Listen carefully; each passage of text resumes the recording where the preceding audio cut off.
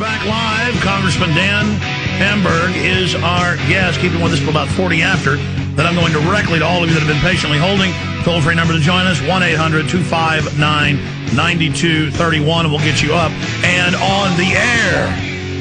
Make no mistake, this is the globalists making their move against free society right now, using the crises they have orchestrated to bring in even greater control. Foreign offshore banks are openly not just heisting, not just robbing the treasuries of the world, not just the United States, not just the West, but they're making their moves on third world countries. This is what they did to third world countries over and over again. They're now doing to us. It is an inside job. Congressman Hamburg, getting into the FEMA camps, getting into the situation there, getting into Obama's youth corps and forced civilian service, Rahm Emanuel's brainchild. They're now announcing a civilian military. The bill has been introduced. That's in my stack of news as well. Break down any concerns you've got about that. Well, I have to tell you, Alex, that I caught the Corbett report last week, and they had quite a segment with you. Were you aware of that? No.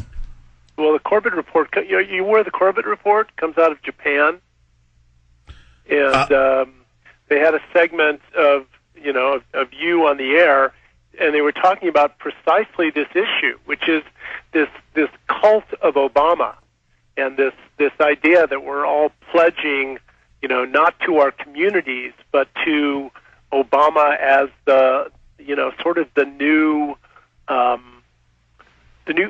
don't want to say Führer, but it's sort of like that. It's a cult of personality, and I find it. I think everybody should find it very alarming.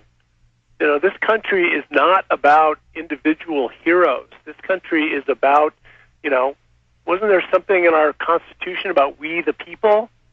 But, we're getting away from that because things are at such a state that, and the people are so enamored of bread and circuses that, they need this symbolic presence of, the great leader that we're now all going to pay homage to. And I find it disgusting, but more than that, I find it very dangerous.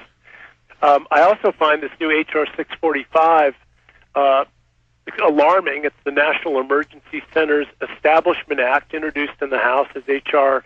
645 by a man named Alcee Hastings of Florida. And, I served with Alcee Hastings, very nice gentleman. But there's one interesting thing about him, which was that when he was a federal judge in Florida, he barely escaped.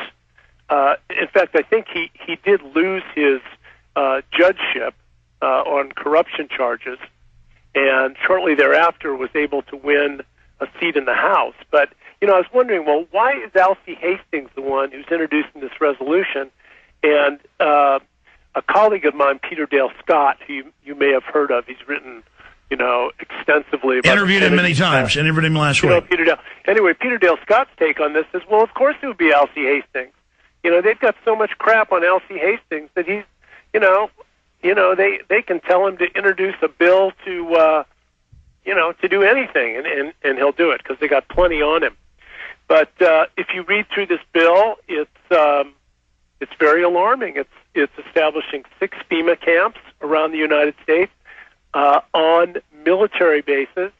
And to me, the best commentary I've read on this so far was the commentary made by Congressman Ron Paul, who pointed out that the fact that they're doing this on military bases, well, let me just read something off his blog. He says, even though we know that detention facilities are already in place, they now want to legalize the construction of FEMA camps on military installations using the ever-popular excuse that the facilities are for the purpose of national emergency. National emergency centers will be used in a national emergency, but only if the emergency requires large groups of people to be rounded up and detained. If that isn't the case, asked Paul, then why have these national emergency facilities, why are they being built in military installations? And it's a very it's a very interesting point, and it should really make people worried. They're taking these bases and turning them into centers that they can move people to, where they can be effectively contained for long periods of time. If you read through the legislation... Congressman, stay there. Stay there. I don't want you to be cut off. Come back and start over on that point. And I particularly have been studying similar legislation for a long time. I want to connect a few dots when we come back with you and get your take on that, because you were in Congress and you know what type of chance it has of passing. We'll be right back, ladies and gentlemen. They've also got a bunch of bills to effectively ban most guns in the country. Take my chances on you. I'll take my chances on you. Again and again.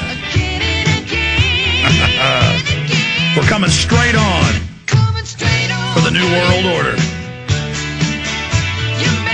I don't know if we're going to win this thing, but I know this. We're in the fight. We're in the arena. And we are not giving in. We're not giving up. We're not giving in to fear, intimidation, none of it.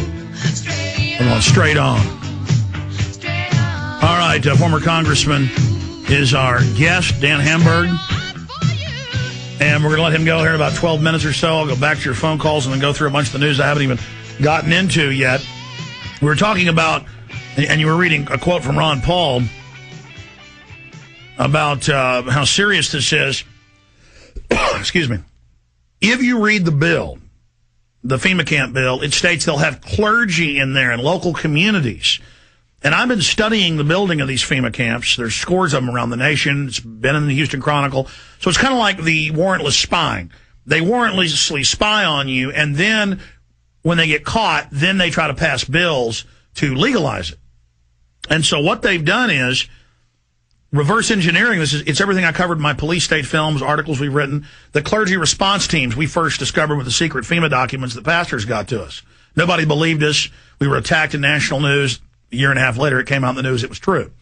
It mentions the clergy on the camps. Now, they're trained to tell their local flocks to go to the camps, to turn in their guns, to take forced inoculations, to let them take their children away to other facilities for their safety.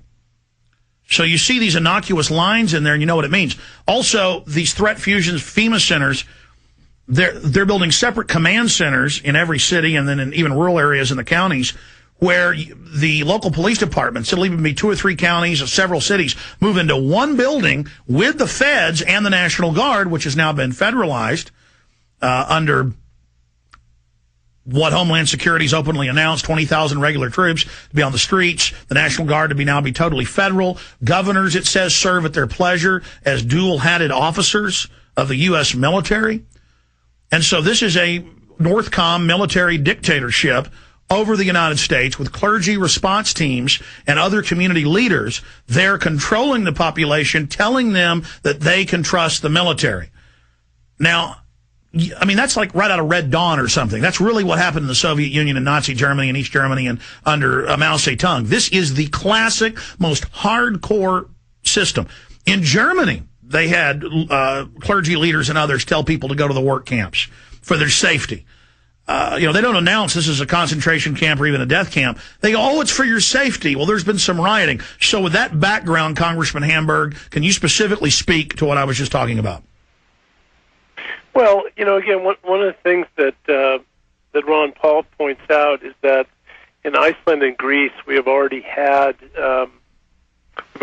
citizen riots in response to the economic meltdowns that are occurring, and of course, you have the last time I was on with you, it was the day after Representative Brad Sherman had stood up on the House floor, and I think in a 1-minute speech had talked about how he had been warned by administration officials, and this was later corroborated by I think it was Senator Imhoff, that threats were actually being made that martial law could be instituted if the bailout bills weren't passed. So we've got that. We've got what you mentioned about the battle-hardened brigades now being stationed in the United States. There's a brigade now, I believe they're still stationed in Georgia, although they may have been moved to Colorado, and plans currently being implemented to install 2 more brigades of soldiers who are trained in containing civil unrest and checkpointing transportation facilities and, basically dealing with civilian disorder. Locking down cities. Let me just add the caveat to back you up. This 3rd Brigade, and now they've actually expanded it to 4, and then suddenly they're saying maybe they're going to double that in a year. So it's 20,000, 40,000. They've got to be combat ready. They're saying the Army War College came out and said that their new mission is engaging the American people for civil unrest. Police agencies announced, like Phoenix, we're ready to do battle with you. Do you understand how dark it is? How far down the line we are? How late it is?